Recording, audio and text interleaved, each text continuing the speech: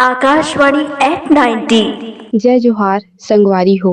मोर नाम त्रिशा पटेल ए। मैं रायगढ़ छत्तीसगढ़ के रहइया हूँ। सबले पहली मैं आकाशवाणी अउ ओकर सुनैया मन ला आकाशवाणी के 90 साल पूरा होए के बधाई देवत हूँ। मैं आकाशवाणी ला नानपन ले सुनत आवत हूँ।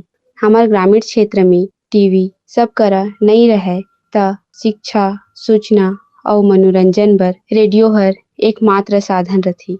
रायगढ़ आकाशवाणी हर वरिता विहार, किसानवाड़ी, युववाड़ी, हेलो संगवारी, हेलो संगी और बात सभा जैसे अनेक कार्यक्रम के सुघ्घर ढंग ले संचालन करथे, जोन ल सुन के हमन के मनोरंजन होथे अउ हमन ला सूचना मिलथे। मैं आशा करत हूँ कि आगे भी आकाशवाणी हमन ला सुने बर मिलत रही। धन्यवाद।